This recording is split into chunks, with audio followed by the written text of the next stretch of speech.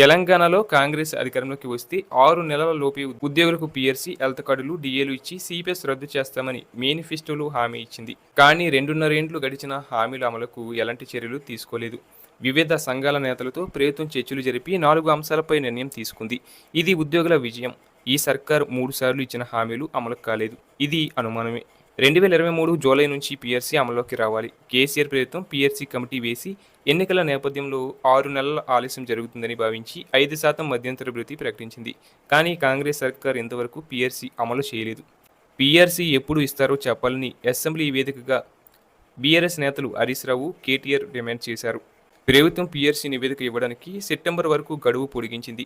ఉద్యోగులు, పెన్షనర్లు తీవ్ర ఆందోళన కారణంగా నివేదిక త్వరగా ఇవ్వాలని పీఆర్సీ కమిషన్ను సర్కార్ ఆదేశించింది. జూన్ 2 లోపు నివేదిక వస్తుందని, 6 నెలల్లోగా ప్రభుత్వం నిర్ణయం తీసుకుంటుందని ఉద్యోగ నేతలు ప్రకటించారు. ప్రభుత్వం చెబుతున్న ఆర్థిక పరిస్థితి దృష్ట్యా అప్పులపై చేస్తున్న ప్రచారం, పడిపోయిన రాబడి వల్ల రాష్ట్రం దివాలా దిశగా అడుగులు వేస్తుందని ముఖ్యమంత్రి పదే పదే వల్లివేస్తున్నారు. ఆయన వాక్యాలను బట్టి పీఆర్సీ నివేదిక, షిప్మెంట్ రికమెండేషన్ ఎలా ఉంటుందో అర్థం చేసుకోవచ్చు. నిత్యావసర ధరలు ఆకాశాన్ని అంటుతున్నాయి. అమెరికా, ఇరాన్ యుద్ధంతో అదనంగా ఆర్థిక భారం, విద్యా, వైద్యం కోసం చేసే ఖర్చులు ఆందోళన కలిగిస్తున్నాయి. ఎలాంటి మెరుగైన పరిస్థితుల్లో మంచి షిప్మెంట్ కావాలని ఉద్యోగులు కోరుచున్నారు. 2024 మార్చి నుంచి రిటైర్డ్ అయిన ఉద్యోగులకు రావాల్సిన పెన్షన్ ప్రయోజనాలు, వారు దాచుకున్న సొమ్ము తిరిగి చెల్లించడం లేదు. ప్రభుత్వ వైఖరితో దాదాపు 30,000 కుటుంబాల పరిస్థితి దయనీయంగా మారింది. మానసిక ఒత్తిడి కారణంగా ఇప్పటికే 90 మంది మరణించారు. వేలాది మంది న్యాయం కోసం హైకోర్టును ఆశ్రయించారు. హైకోర్టు ఆదేశాల తర్వాత 100 రోజుల్లో చెల్లిస్తామని ప్రభుత్వం చెప్పింది. ఉద్యోగుల బకాయిలు చెల్లించడం సర్వసాధారణం. కానీ కాంగ్రెస్ సర్కార్ తాము మాత్రమే చెల్లిస్తున్నామని చెప్పడం ప్రచార ఆర్భటమే.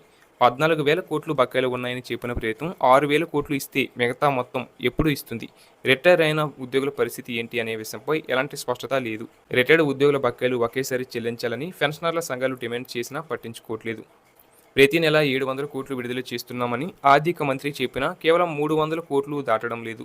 ఈ విషయంలో ప్రభుత్వ వాదన నిజమైతే ఆ లెక్కలు తక్షణం బయటపెట్టాలి. అలాగే ఉద్యోగుల హెల్త్ కార్డ్స్ వ్యవహారం అంతులేమి కథగా మారింది. 2 నెలల క్రితం కేబినెట్ నిర్ణయం తీసుకున్న తర్వాత కూడా అమలు జరగలేదు. కనీసం విధి విధానాలు రూపొందించలేదు.